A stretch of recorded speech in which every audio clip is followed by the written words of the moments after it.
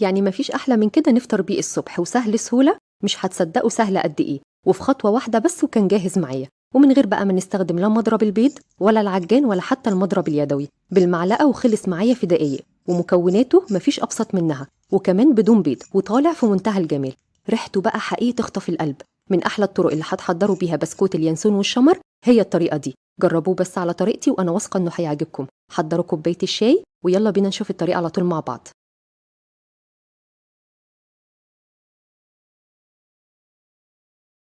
هنجيب بقى طبق كبير، وهو دوت الطبق اللي احنا هنحط فيه كل المكونات مرة واحدة. هستخدم كده نص كوباية من السمنة، وهضيف على السمنة نص كوباية من الزيت، يبقى السمنة قد الزيت بالظبط، وهقلبهم شوية مع بعض لمجرد بس ان هما يختلطوا مع بعض. بعد كده هضيف كوباية الا ربع من السكر، واقلب كويس جدا كده بالمعلقة لحد كده ما اللون يكون فاتح سنة بسيطة. كده القوام مظبوط جدا. بعد كده هضيف كوباية كبيرة من الحليب الدافي، واقلب بقى بالمعلقه برضو كويس قوي قوي لحد ما تحسوا كده تحت ايديكم ان السكر داب الى حد ما. احنا مش عاوزينه يدوب قوي، ولكن يدوب سنه بسيطه، يعني قلبه كده تقلبتين كويسين. بعد كده هستخدم 3 كوبايات الا ربع من دقيق متعدد الاستخدامات، نخلته مره وديت المره الثانيه. مهم جدا ننخل الدقيق لاننا مش هنعجن في العجينه كتير، فاحنا مش عاوزين اي تكتلات من الدقيق. هرجع اضيف معلقه كبيره من البيكنج باودر، وهضيف كمان معلقه كبيره من اليانسون والشمر زي ما هم كده حب، ويفضل يكونوا متحمصين. عاوزينهم يكونوا مطحونين مفيش مشكله، بس طعمهم وريحتهم وهم حب بتكون قويه جدا.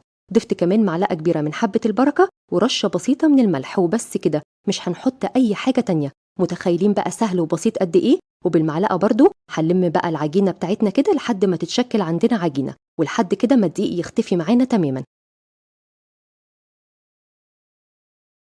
صدقوني من اسهل الطرق اللي انتوا هتعملوا بيها بسكوت اليانسون هي الطريقه دي.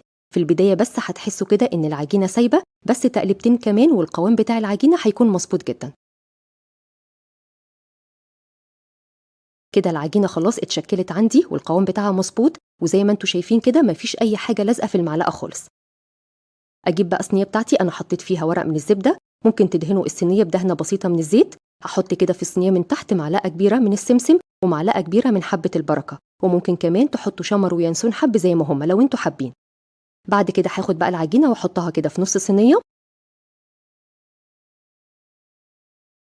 وبعد كده بايديا ابتدي بقى افرد العجينه كويس جدا جدا. الخطوه دي بقى مهمه جدا، لازم كده نفرد العجينه كويس قوي وتحسوا كده تحت ايديكم ان هي كلها سوا واحد، علشان لما نيجي نقطع البسكوت بعد كده كله يكون قد بعضه الى حد ما.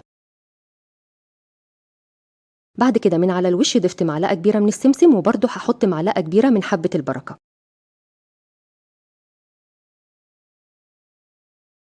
وبالمعلقه بقى اضغط عليهم شويه كده علشان يثبتوا على وش العجينه.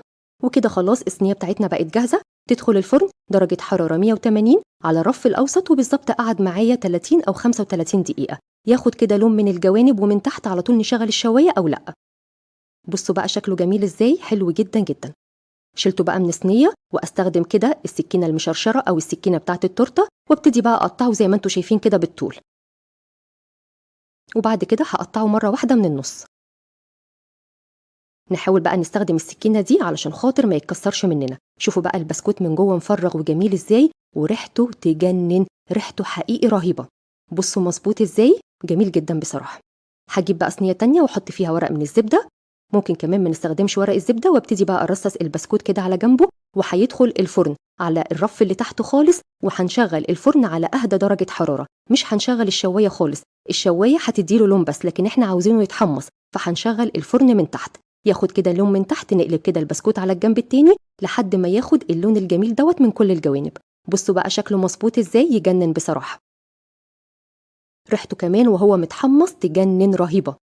على طول بقى ننقله على شبكه او نسيبه كده متهوي شويه علشان يفضل معانا مقرمش لحد اخر واحده.